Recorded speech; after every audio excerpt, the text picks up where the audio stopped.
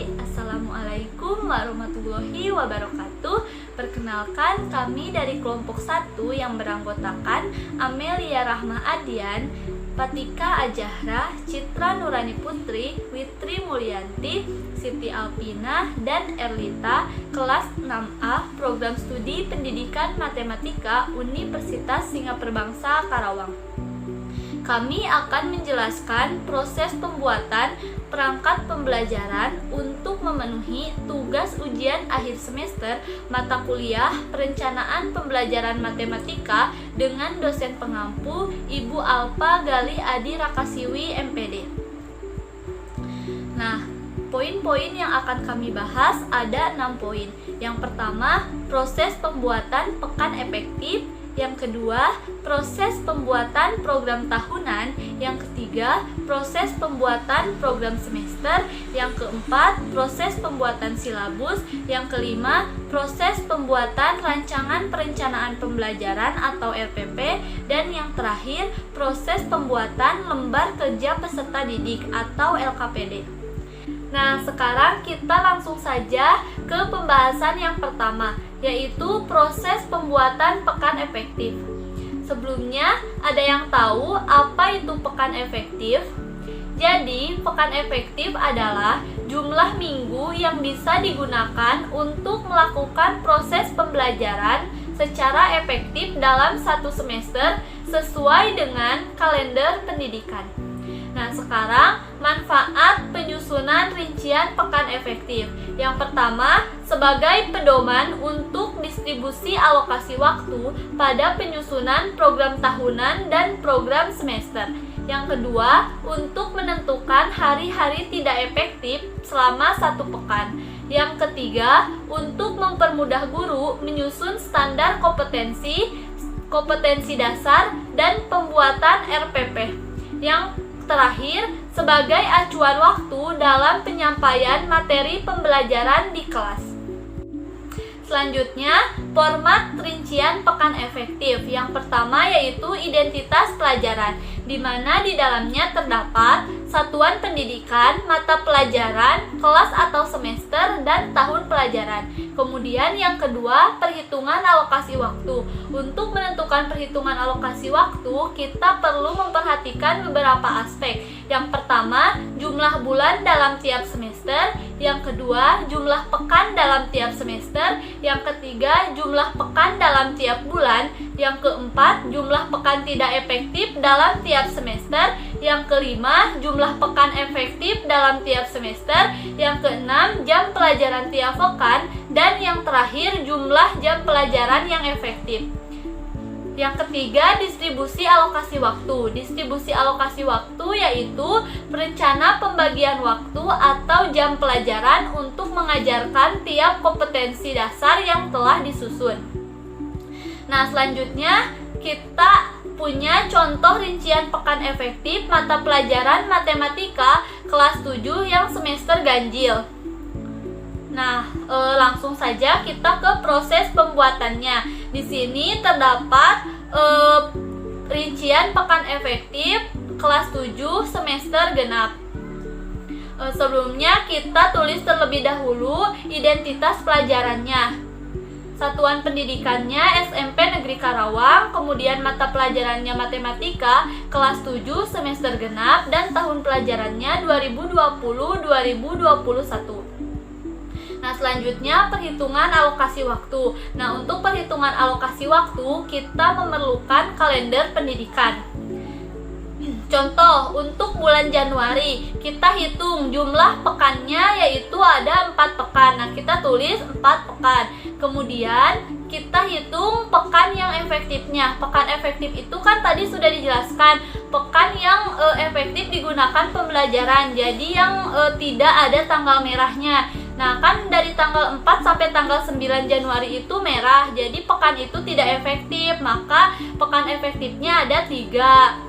Jumlah pekan tidak efektifnya berarti 1. Nah, untuk bulan Februari, Maret, April, Mei sampai Juni kita lakukan cara yang sama.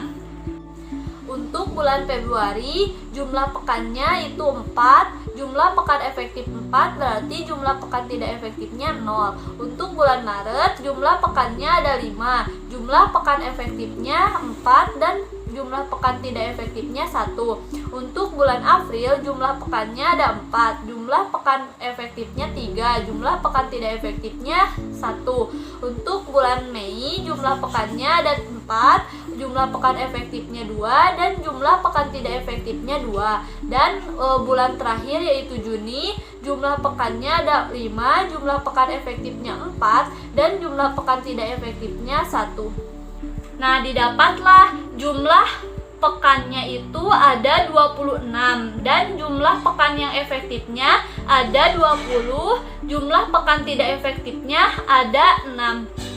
Nah, selanjutnya kita hitung jumlah pekan efektif non tatap muka. Di antaranya ada penilaian tengah semester, ada ujian sekolah, ada penilaian akhir semester, dan ada porseni. Untuk penilaian tengah semester 1 pekan, ujian sekolah 1 pekan, penilaian akhir semester ada 2 pekan, dan porseni 1 pekan. Jadi jumlahnya ada 5 pekan. Nah, sekarang kita hitung jumlah pekan efektif tatap muka, yaitu rumusnya jumlah pekan efektif 1 semester dikurangi jumlah pekan efektif non tatap muka. Nah, tadi kan sudah diketahui jumlah pekan efektif 1 semester itu 20, jumlah pekan efektif non tatap mukanya 5, jadi 15 pekan. Kemudian sekarang hitung jumlah jam efektif tatap muka. Rumusnya itu jumlah pekan efektif tatap muka dikali jam pelajaran per minggu. Jam pelajaran per minggunya itu adalah 5 jam pelajaran. Jadi 15 dikali 5 sama dengan 75 jam pelajaran.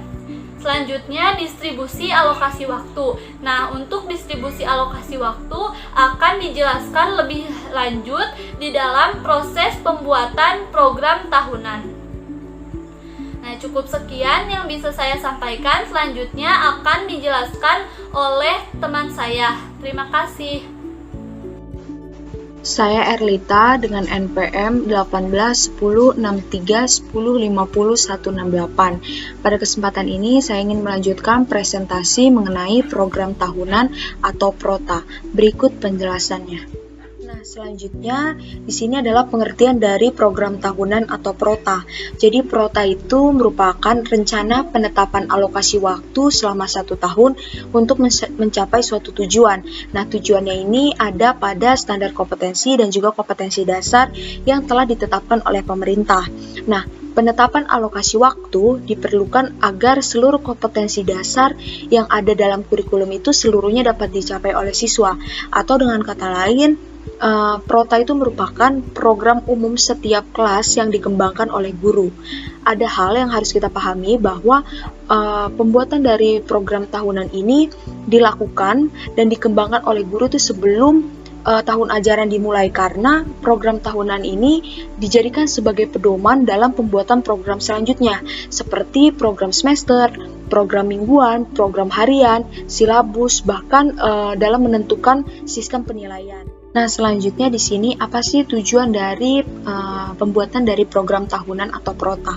Yang pertama itu adalah untuk menata materi secara logis, sistematis, dan juga hierarkis.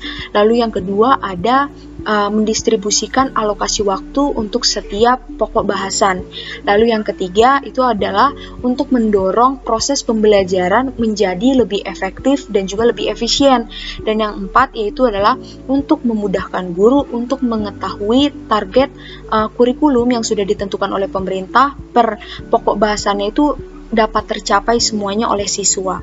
Selanjutnya, setelah kita mengetahui pengertian dan juga tujuan dari pembuatan PROTA, sekarang adalah bagaimana komponen dari penyusunan program tahunan atau PROTA. Yang pertama itu ada mata pelajaran, lalu yang kedua itu ada satuan pendidikan, yang ketiga itu ada kelas dan juga tahun pelajaran, lalu yang keempat itu ada materi pokok, yang kelima ada kompetensi dasar atau KD. Nah, untuk kompetensi dasar dan KD ini bisa kita temukan pada silabus yang diberikan atau buku guru dan juga buku siswa. Lalu yang keenam itu adalah alokasi waktu. Nah, untuk selanjutnya, mari kita lihat bagaimana cara atau langkah-langkah dalam pembuatan program tahunan atau prota. Lalu selanjutnya di sini kita bisa buka Microsoft Word untuk membuat program tahunan. Jadi tadi komponen dari penyusunan prota itu ada mata pelajaran, lalu yang kedua ada satuan pendidikan,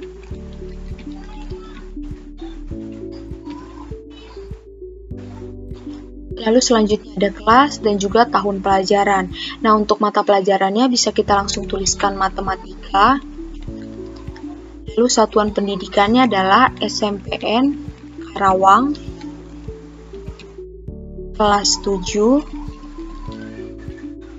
dan tahun pelajaran 2020-2021. Lalu selanjutnya di sebelah kiri ini merupakan silabus yang sudah diberikan. Nah, untuk semester 1 sendiri itu pada materi pertama itu adalah materi bilangan bulat. Jadi kita tinggal langsung tuliskan bilangan bulat. Nah, pada bilangan bulat ini bisa kita lihat itu terdapat 3 kompetensi dasar pada KD pengetahuan dan 3 kompetensi dasar keterampilan.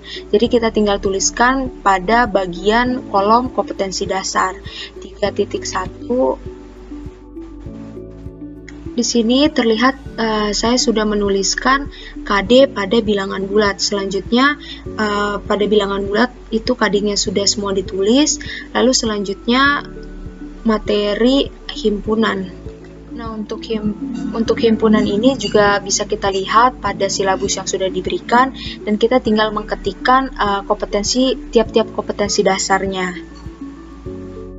Nah, di sini saya sudah selesai menuliskan KD pengetahuan dan juga KD keterampilan pada materi-materi di semester 1, yaitu terdapat materi bilangan bulat, lalu yang kedua ada materi himpunan, lalu ada bentuk aljabar dan persamaan dan pertidaksamaan linear satu variabel. Nah, untuk semester 2-nya pun dilakukan seperti tadi. Jadi kita lihat KD pengetahuan dan keterampilannya itu pada silabus yang sudah diberikan.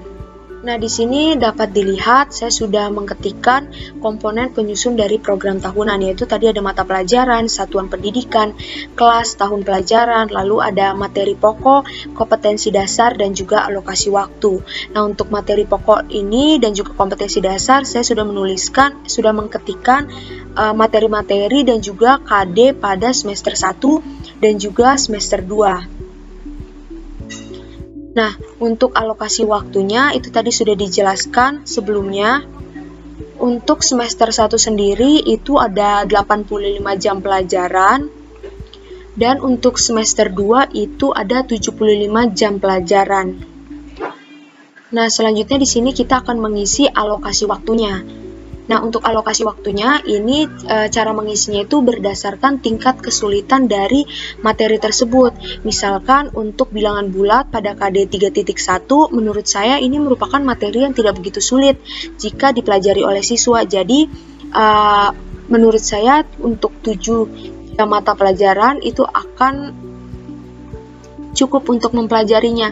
Namun untuk KD 3.2 di sini bisa menjelaskan dan melakukan operasi hitung bilangan bulat dan pecahan dengan memanfaatkan berbagai sifat operasi. Nah, menurut saya ini merupakan materi yang agak sulit jika diberikan kepada siswa. Jadi di sini alokasi waktunya saya berikan 12 jam pelajaran. Begitupun selanjutnya untuk KD-KD selanjutnya. Nah, untuk KD keterampilan seperti 4.1, 4.2, 4.3, 4.4, nah ini waktu yang dibutuhkan itu hanya 3 jam pelajaran.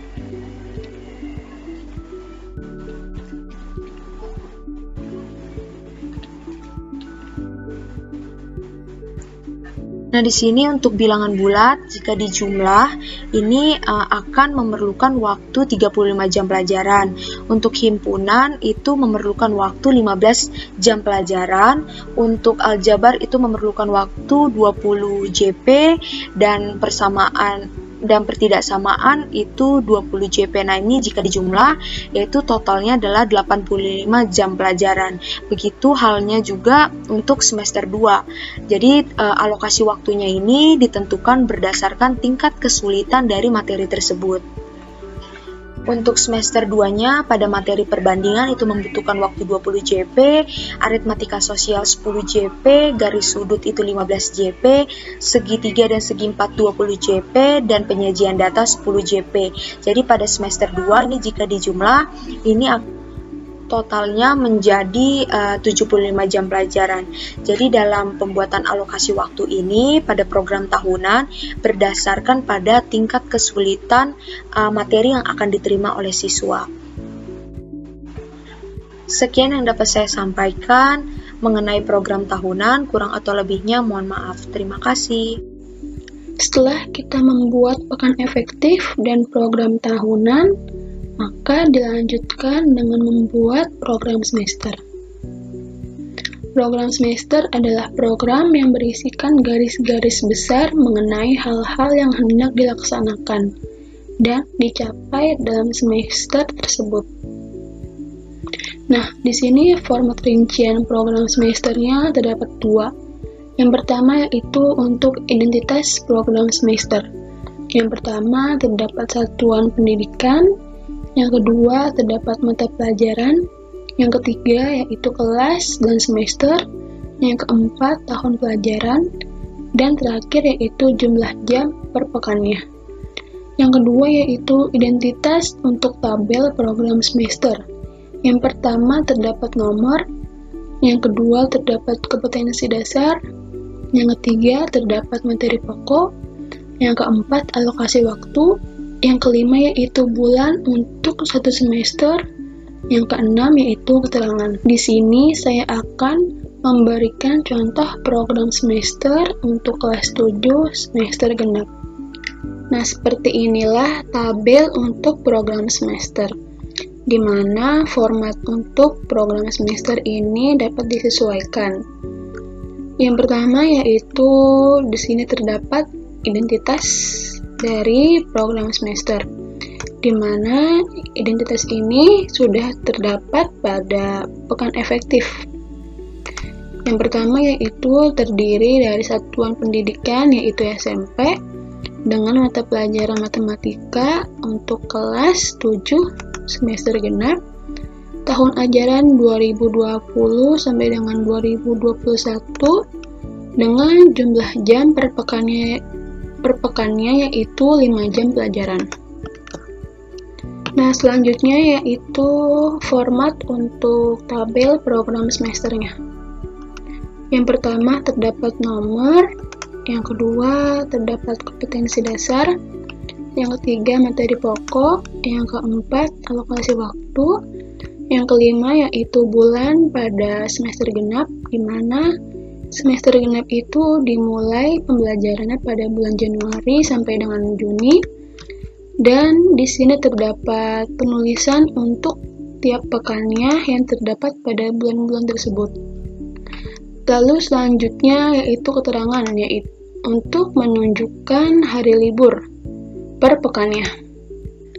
Yang pertama yaitu terdapat kompetensi dasar. Kompetensi dasar ini merupakan kemampuan untuk mencapai kompetensi inti yang harus dimiliki oleh siswa melalui pembelajaran. Nah, kompetensi dasar di sini itu mencakup materi-materi pokok yang akan dibahas pada semester genap. Selanjutnya yaitu alokasi waktu. Alokasi waktu ini seperti yang telah dijelaskan sebelumnya, bahwa pembagian alokasi waktu ini disesuaikan dengan tingkat kesulitan setiap materinya. Contohnya yaitu pada materi segi 4 dan segi 3. Guru menilai bahwa materi ini itu lebih sulit dibandingkan dengan materi-materi yang lainnya. Maka dari itu, alokasi waktunya lebih diperbanyak dibandingkan dengan materi-materi yang lebih mudah. Selanjutnya yaitu tabel bulan pada semester genap, di mana dimulai pembelajaran pada bulan Januari sampai dengan bulan Juni. Nah, sebelum kita mengalokasikan waktu untuk setiap pekannya itu, kita harus menandai terlebih dahulu hari-hari libur. Untuk menandai hari libur ini, kita dapat merujuk kepada kalender pendidikan. Contohnya pada bulan Januari, yaitu untuk minggu pertama, dengan keterangan yang terdapat pada kalender pendidikan yaitu libur akhir sekolah.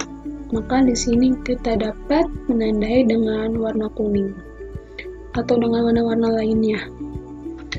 Setelah kita menandai pekan libur, maka kita dapat mengalokasikan waktu untuk setiap materi pokok, di mana untuk setiap pekan maksimalnya adalah 5 jam pelajaran.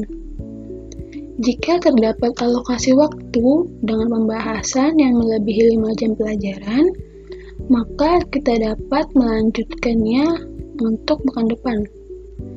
Contoh di sini yaitu pada materi pokok, garis, dan sudut, di mana pada materi garis dan sudut terdapat 2 kompetensi dasar dengan alokasi waktunya yaitu 15 jam. Maka untuk setiap pembahasannya itu mendapatkan 7,5 jam pelajaran. Nah, di sini untuk materi garis dan sudut terdapat pada bulan April. Pada pekan pertama yaitu 5 jam pelajaran dengan sisa 2,5 jam pelajaran yang akan dilanjutkan pekan depan dibarengi dengan pembahasan selanjutnya. Maka terdapat sisa 5 jam pelajaran lagi yang akan dilanjutkan pekan depan. Nah, seperti inilah cara untuk membuat program semester. Selanjutnya akan dijelaskan mengenai pembahasan untuk pembuatan silabus. Setelah sebelumnya kita membuat pekan efektif, program tahunan, dan program semester, maka akan dilanjutkan dengan penyusunan silabus. Silabus adalah rancangan pembelajaran pada suatu kelompok mata pelajaran atau tema tertentu yang mencakup kompetensi inti, kompetensi dasar, materi pokok atau pembelajaran, kegiatan pembelajaran, indikator pencapaian kompetensi, penilaian, alokasi waktu, dan sumber belajar. Selanjutnya, manfaat dari penyusunan silabus diantaranya yang pertama, sebagai pedoman dalam pengembangan pembelajaran lebih rinci, seperti RPP dan LKPD. Yang kedua, sebagai pedoman untuk merencanakan pengelolaan kegiatan belajar secara klasikal, kelompok, atau individu. Yang ketiga, sebagai sumber pokok penentuan sumber belajar saat merencanakan pembelajaran, baik rencana pembelajaran untuk satu kompetensi inti maupun standar kompetensi dasar. Dan yang keempat, untuk mengembangkan sistem penilaian. Dasar-dasar dalam penyusunan silabus, diantaranya yang pertama, Permendikbud nomor 21 tahun 2016 tentang standar isi pendidikan dasar dan menengah. Yang kedua, Permendikbud nomor 22 tahun 2016 tentang standar proses pendidikan dasar dan menengah. Selanjutnya, terdapat prinsip-prinsip dalam penyusunan silabus, diantaranya yang pertama ilmiah, yaitu materi dan kegiatan dalam silabus harus dapat bertanggungjawabkan secara keilmuan. Yang kedua, relevan, yaitu tingkat kesukaran dan urutan penyajian materi dalam silabus harus disesuaikan dengan peserta didik. Yang ketiga, sistematis, yaitu komponen-komponen silabus saling berhubungan secara fungsional dalam mencapai kompetensi. Yang keempat, konsisten, yaitu hubungan yang konsisten antara komponen-komponen dalam silabus. Yang kelima, memadai, yaitu komponen dalam silabus cukup untuk menunjang pencapaian kompetensi dasar.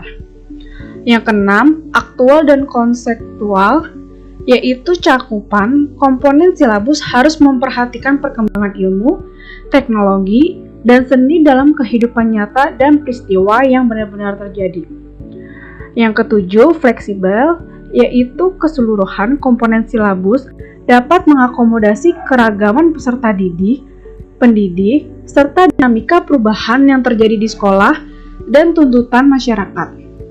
Dan yang kedelapan, menyeluruh, yaitu komponen silabus mencakup keseluruhan ranah kompetensi, yaitu kognitif, afektif, dan psikomotorik. Dalam penyusunan silabus sendiri terdapat komponen-komponen yang diatur dalam Permendikbud nomor 22 tahun 2016. Di antaranya yang pertama, terdapat identitas mata pelajaran. Yang kedua, identitas sekolah meliputi nama satuan pendidikan dan kelas. Yang ketiga, kompetensi inti merupakan gambaran secara kategorial mengenai kompetensi dalam sikap, pengetahuan, dan keterampilan yang harus dipelajari peserta didik untuk suatu jenjang sekolah, kelas, dan mata pelajaran. Yang keempat, kompetensi dasar merupakan kemampuan spesifik yang mencakup sikap, pengetahuan, dan keterampilan yang terkait muatan atau mata pelajaran.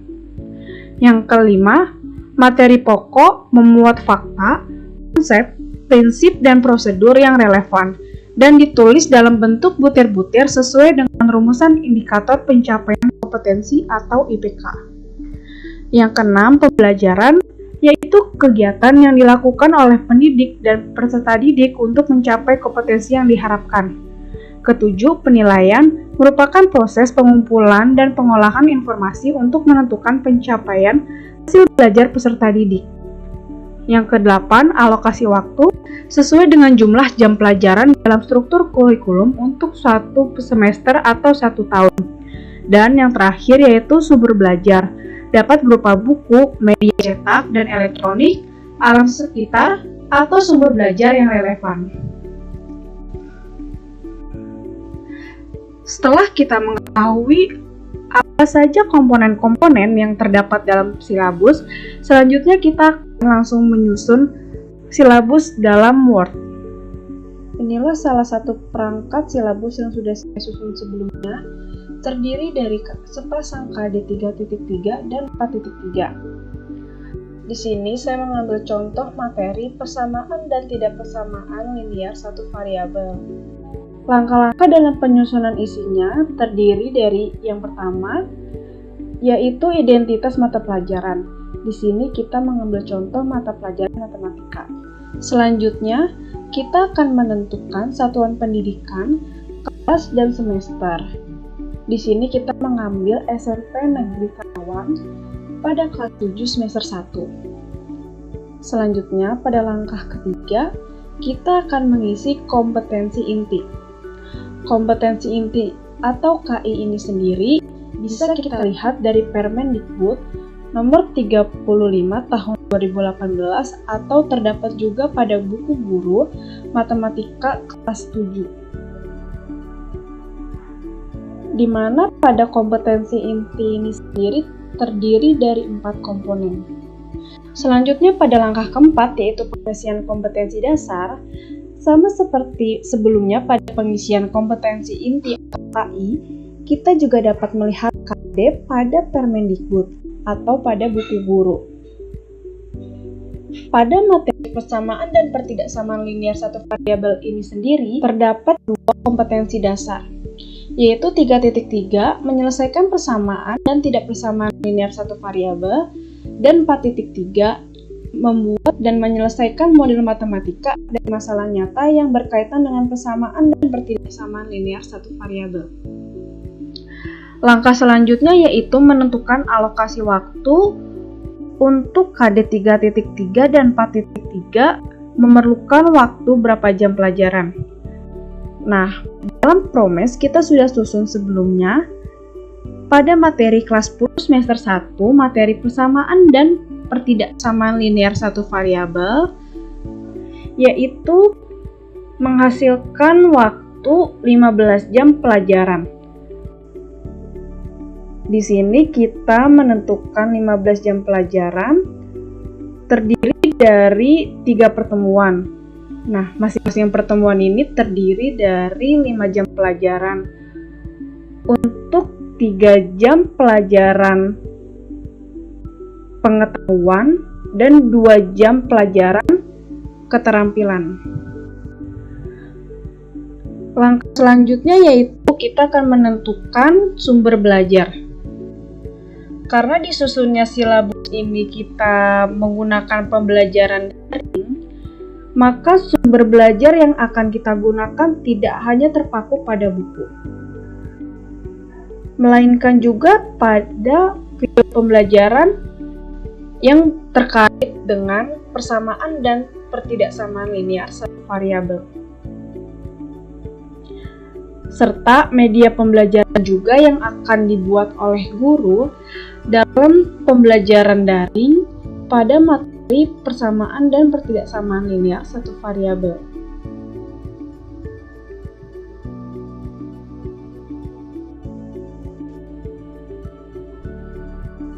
Selanjutnya, untuk menyusun materi pokok, dapat kita lihat dari buku guru pada KD 3.3 dan 4.3. Biasanya, dalam buku guru itu terdapat kegiatan A dan B.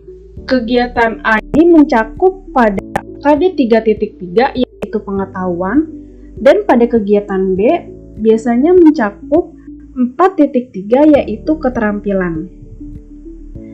Di sini kita lihat materi pokok persamaan linear dan pertidaksamaan linear satu variabel mencakup kalimat tertutup, kalimat terbuka, pengertian persamaan dan pertidaksamaan linear satu variabel, serta penyelesaian persamaan dan pertidaksamaan linear satu variabel.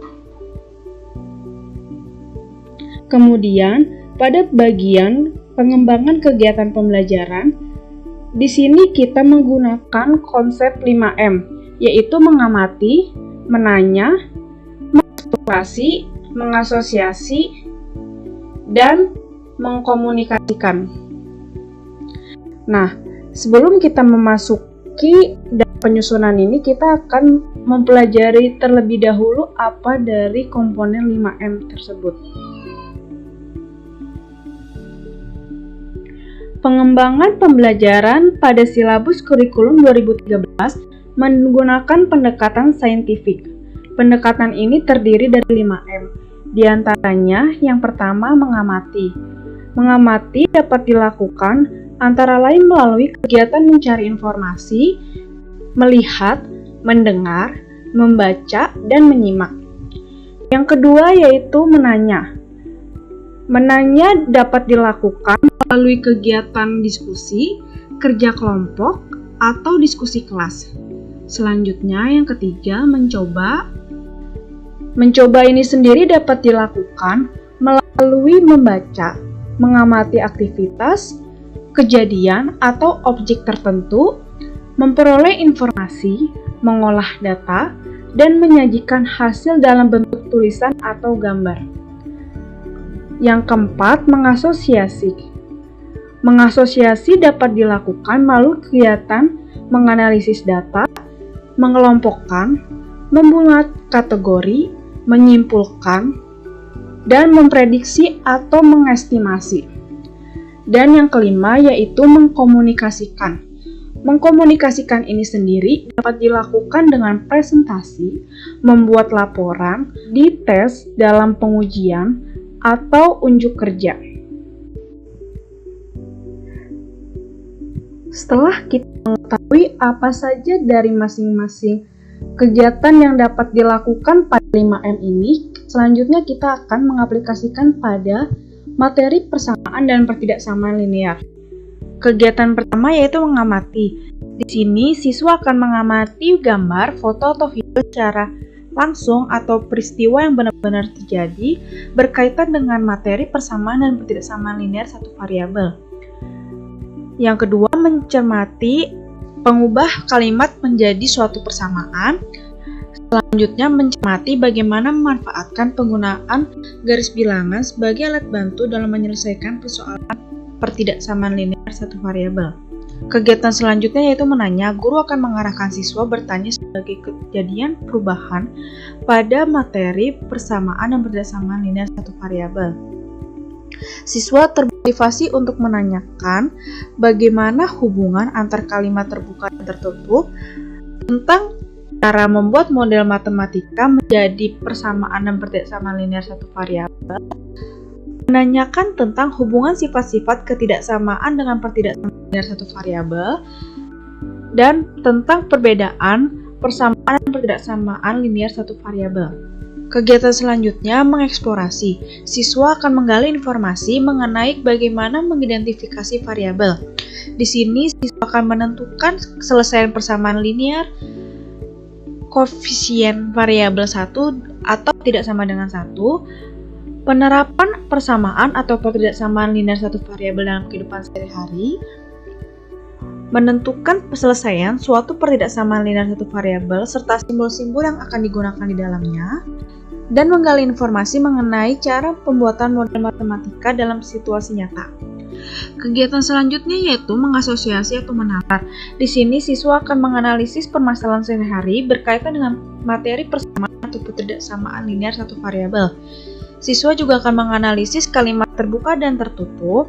Siswa juga akan menganalisis kalimat terbuka dengan mengubah pernyataan dalam bentuk suatu variabel, menganalisis keterkaitan antar persamaan atau pertidaksamaan linear satu variabel non satu variabel yang dapat diselesaikan dengan mengubahnya ke bentuk linear, menganalisis keterkaitan sifat-sifat ketidaksamaan, menyimpulkan dan menguji kebenaran persamaan atau pertidaksamaan linear satu variabel berdasarkan contoh-contoh yang telah dipelajari. Dan kegiatan terakhir yaitu mengkomunikasikan. Di sini siswa akan menyajikan secara tulis dan lisan hasil pelajaran yang telah dipelajari. Siswa juga akan memberikan tanggapan hasil presentasi meliputi tanya jawab untuk mengkonfirmasi, sanggahan dan alasan, memberikan tambahan informasi atau melengkapi informasi lainnya, dan membuat resume atau rangkuman materi dari kegiatan pembelajaran yang telah dilakukan. Dan pada langkah terakhir penyusunan silabus, kita akan menentukan penilaian yang akan disesuaikan dengan kegiatan pembelajaran yang sudah kita susun sebelumnya. Dan dalam penilaian ini akan kita bagi menjadi beberapa aspek, yaitu penilaian dalam aspek sikap, meliputi observasi. Di sini siswa akan mengamati ketelitian dan rasa ingin tahu dalam mengerjakan tugas, menyimak kejelasan atau mempresentasi dan rasa ingin tahu. Selanjutnya yaitu penilaian dalam aspek pengetahuan yang mencakup tes tertulis dan non-tulis. Dan yang terakhir yaitu penilaian dalam aspek keterampilan. Di sini siswa akan membuat portofolio, yaitu mengumpulkan bahan dan literatur berkaitan dengan penyelesaian persamaan dan perbedaan linear satu variabel, kemudian akan disusun dan didiskusikan. Dan selesailah penyusunan silabus pada mata pelajaran matematika kelas 7 semester 1 pada materi persamaan dan pertidaksamaan linear satu variabel. Terima kasih sebelumnya, kurang lebihnya mohon maaf. Selanjutnya, saya Amelia Rahmadian dari kelas 6A dengan NPM 1810631050215 akan membahas mengenai langkah-langkah pembuatan RPP.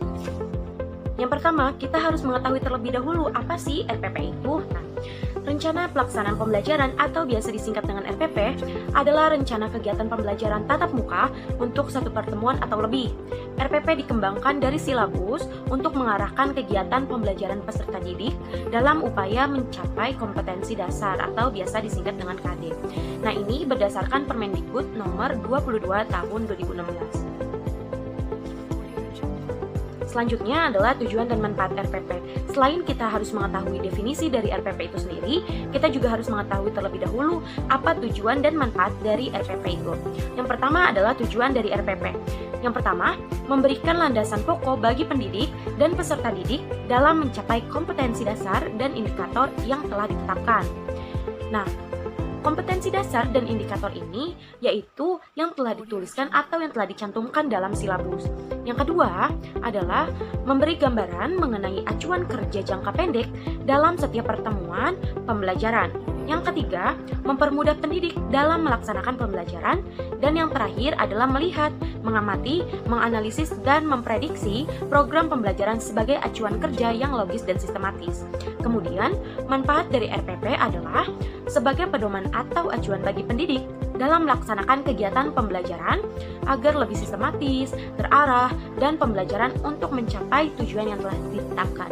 Dari apa yang sudah dibahas, maka dapat disimpulkan bahwa manfaat dan tujuan dari RPP ini sendiri adalah untuk mempermudah pendidik dalam melaksanakan kegiatan pembelajaran, di mana RPP ini merupakan sebuah dasar atau pedoman atau acuan pendidik dalam melaksanakan kegiatan pembelajaran dengan tujuan akhir yaitu agar peserta didik dapat mencapai kompetensi dasar dan indikator yang telah ditetapkan.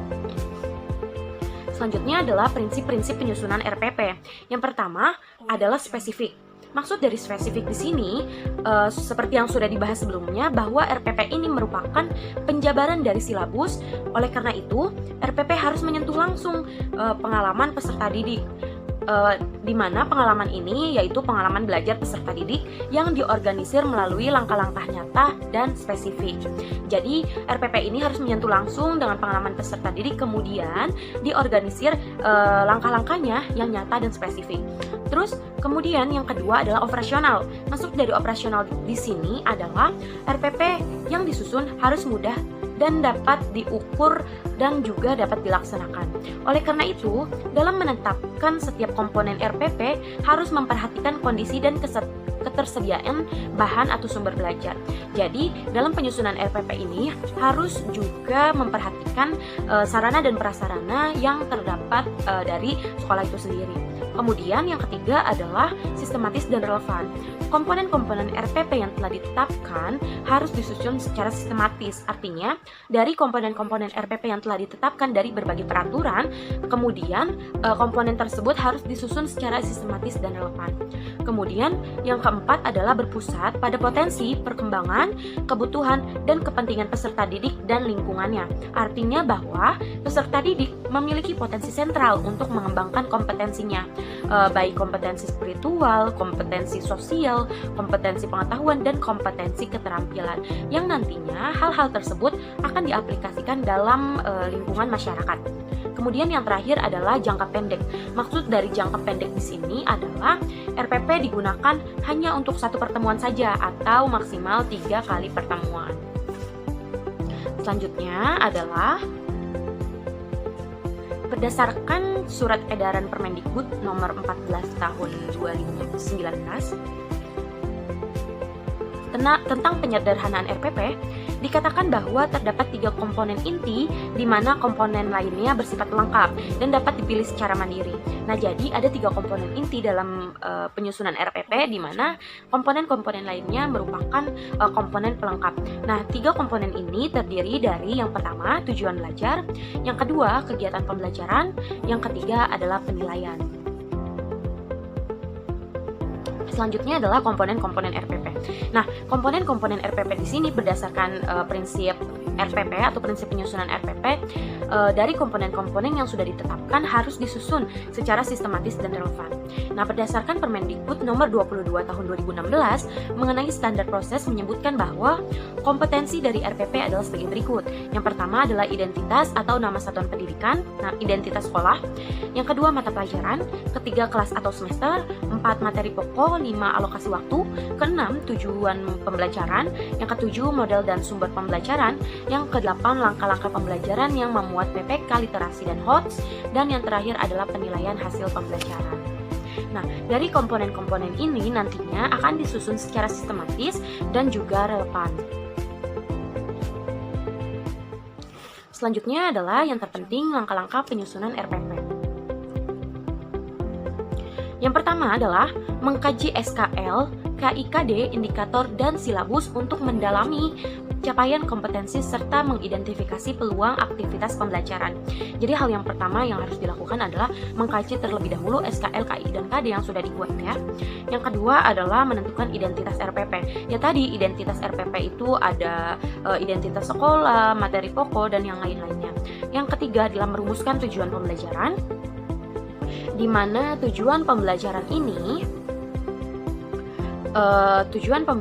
ini menggambarkan proses dan hasil belajar yang diharapkan untuk dicapai oleh peserta didik sesuai dengan KD atau kompetensi dasar, di mana rumusan tujuan pembelajaran ini harus mengacu kepada SKL dan KD dan juga indikator dan silabus yang sudah dibuat, di mana tujuan pembelajaran dapat diorganisir mencakup seluruh kompetensi dasar atau diorganisasikan setiap pertemuan.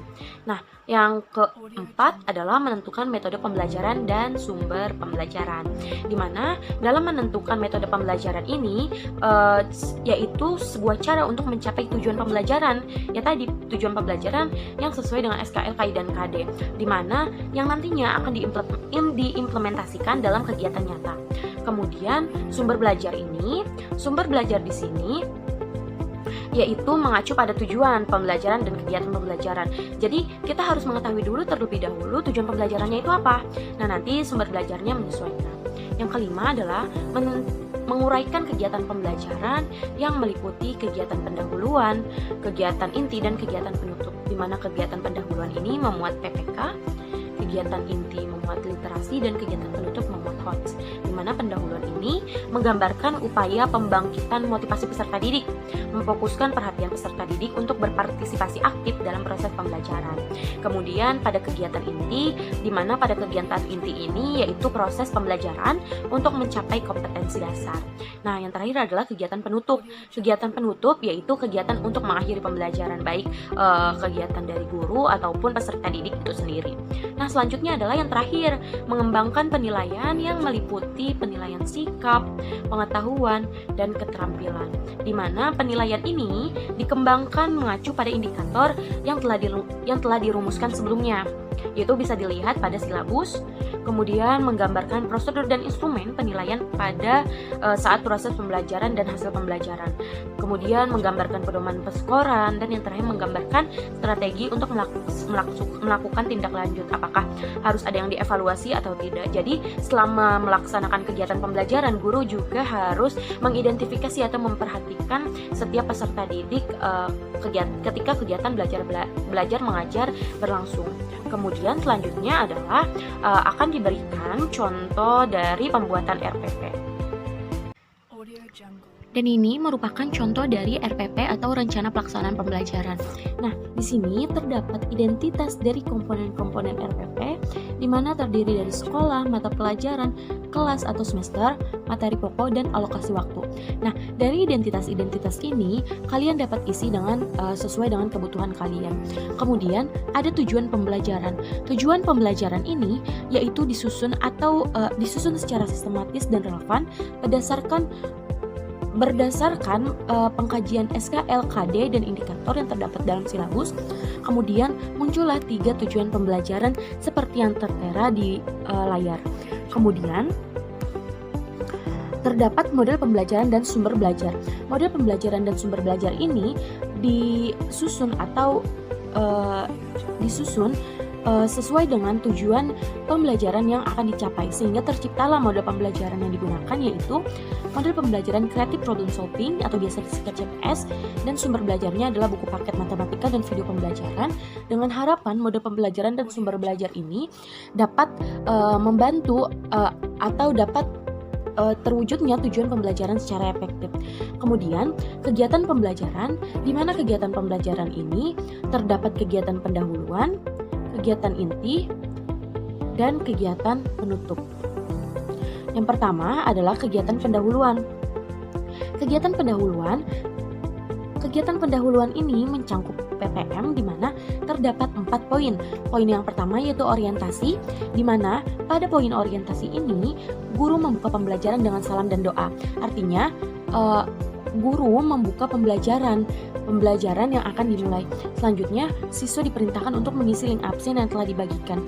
Karena ini merupakan RPP yang dibuat dengan situasi pembelajaran online, maka kegiatan pembelajaran isinya pun menyesuaikan dengan kondisi daring atau online itu sendiri. Kemudian ada apersepsi. Apersepsi ini guru mengingatkan materi sebelumnya, di mana karena materi pokok pada RPP ini yaitu segi 4 dan segi 3, sehingga yang menjadi materi prasyarat yaitu garis dan sudut, hubungan antar garis dan sudut. Kemudian guru mengajukan masalah sederhana dengan tujuan agar peserta didik dapat mengingat kembali materi prasyarat yang sebelumnya sudah dibahas. Kemudian siswa juga diharapkan dapat mengkonstruksikan pengetahuan siswa sebelumnya untuk menuju ke materi pokok. Selanjutnya ada motivasi. Kegiatan motivasi di sini yaitu guru memotivasi peserta didik dengan cara apa? Dengan cara menyebutkan atau menyampaikan tujuan dan manfaat apa saja yang didapatkan ketika belajar materi segi 4 dan segi 3 dalam kehidupan sehari-hari. Sehingga dengan begini peserta didik akan muncul motivasi dalam mempelajari materi tersebut. Yang terakhir adalah pemberian acuan, di mana pada pemberian acuan ini guru menjelaskan hal-hal yang akan dipelajari, kemudian KI dan KD yang akan dicapai, rubrik penskoran yang akan digunakan sebagai acuan penilaian, serta metode pembelajaran yang akan digunakan selama pembelajaran online berlangsung. Artinya, tidak ada ketertutupan antara peserta didik dan pendidik. Kemudian, kegiatan yang selanjutnya adalah kegiatan inti, di mana kegiatan inti ini memuat literasi yang memiliki 5 poin. Yang pertama adalah literasi, di mana ketika kegiatan pembelajaran atau metode pembelajaran yang akan kalian gunakan seperti siswa berkelompok ataupun berindividu, maka di literasi ini ketika kalian ingin membentuk kelompok, dibentuklah kelompok pada poin ini. Kemudian dipersilakan untuk berdiskusi bersama teman kelompoknya atau teman sebangkunya. Yang harus digarisbawahi adalah kegiatan siswa pada poin ini yaitu untuk mengidentifikasi, mengkaji, melihat, membaca, mengamati serta menuliskan hasil yang telah didapatkan dari memperhatikan sumber belajar yang telah disediakan. Nah, selanjutnya terdapat critical thinking atau berpikir kritis. Nah, pada poin ini kegiatannya yaitu guru memberikan lembar kerja yang terdapat pada buku atau sumber belajar yang telah disediakan. Kemudian siswa dipersilakan untuk mengerjakan dan mendiskusikan dengan teman sebangku ataupun teman kelompoknya, dan setiap siswa harus aktif berkontribusi secara langsung dalam menyelesaikan soal latihan tersebut. Nah, pada poin ini guru tidak diperbolehkan untuk memberikan jawaban secara gamblang karena hal tersebut dapat mengakibatkan tidak akan terjadinya kegiatan berpikir kritis yang efektif. Dengan demikian, guru hanya mendampingi dan menjawab pertanyaan apabila ada siswa yang bertanya mengenai kegiatan pada poin ini. Nah, ketika critical thinking sudah tercapai dengan efektif, di mana setiap siswa harus berkontribusi secara langsung, maka timbullah kolaborasi, yaitu kolaborasi antara siswa dengan siswa lainnya, di mana mereka saling bekerja sama dan bertukar pikiran dalam menjawab pertanyaan yang guru ajukan mengenai materi yang sedang dibahas. Kemudian, ketika kolaborasi sudah tercapai dengan baik, akan terciptalah komunikasi antara siswa dengan siswa lainnya. Nah, dari komunikasi ini, dari diskusi yang telah dilakukan oleh antar peserta didik, maka guru mempersilahkan untuk peserta didik mempresentasikan hasil diskusinya mengenai tugas yang guru berikan. Kemudian peserta lain menanggapi presentasi yang disampaikan dan ditanggapi kembali oleh presentator, sehingga adanya kegiatan timbal balik antara peserta didik dan peserta didik lainnya atau audiens dengan presentator. Adanya hubungan dua arah, seperti itu, komunikasi dua arah. Nah, yang terakhir adalah creativity, di mana pada poin ini kegiatannya yaitu guru dan siswa membuat kesimpulan perihal poin-poin penting dari materi yang sudah dipelajari. Tentu saja ketika kita membuat suatu kesimpulan, ketika kita menelaah ulang, mengkaji ulang, melihat ulang, maka pasti ada beberapa hal yang terlewat atau ada beberapa hal yang tidak terlalu dipahami. Nah, maka pada poin ini peserta didik dipersilakan untuk menanyakan apa saja yang belum dipahami dan tentu saja berhubungan dengan materi yang sedang dibahas. Kegiatan yang selanjutnya yaitu kegiatan penutup.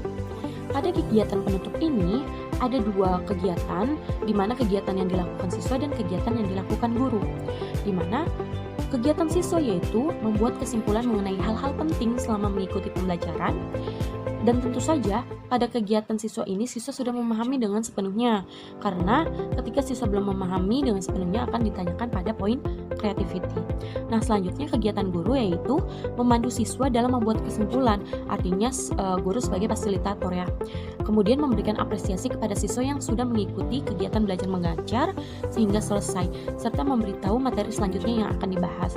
Nah, memberi apresiasi kepada peserta didik itu merupakan hal yang penting agar timbulnya minat belajar peserta didik dan motivasi belajar peserta didik yang akan terus meningkat. Karena timbul rasa happy atau senang dalam hati peserta didik. Nah, komponen dalam penyusunan RPP yang terakhir adalah penilaian, di mana penilaian ini dihasilkan dari hasil mengobservasi selama kegiatan pembelajaran mengajar berlangsung. Di mana penilaian ini terdapat 3 aspek. Aspek yang pertama penilaian sikap, aspek yang kedua penilaian pengetahuan, dan aspek yang ketiga adalah penilaian keterampilan. Di mana penilaian sikap ini di sini berdasarkan aspek absensi, pengamatan selama pembelajaran daring berlangsung. Kemudian penilaian pengamatan itu dilihat dari LKPD atau LKS, tes lisan, serta tanya jawab ketika presentasi. Dan yang terakhir adalah penilaian keterampilan dilihat dari presentasi dan portofolio. Itu merupakan contoh dari penyusunan RPP atau rencana pelaksanaan pembelajaran. Kurang lebihnya mohon maaf, semoga bermanfaat. Terima kasih. Baik, selanjutnya saya akan menjelaskan langkah-langkah pembuatan LKPD.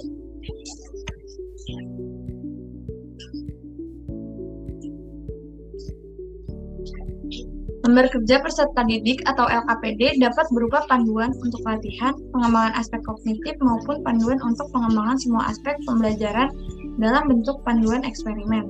LKPD memuat sekumpulan kegiatan mendasar yang harus dilakukan oleh peserta didik untuk memaksimalkan pemahaman dalam upaya pembentukan kemampuan dasar sesuai indikator pencapaian hasil belajar yang harus ditempuh, menurut Rianto tahun 2013.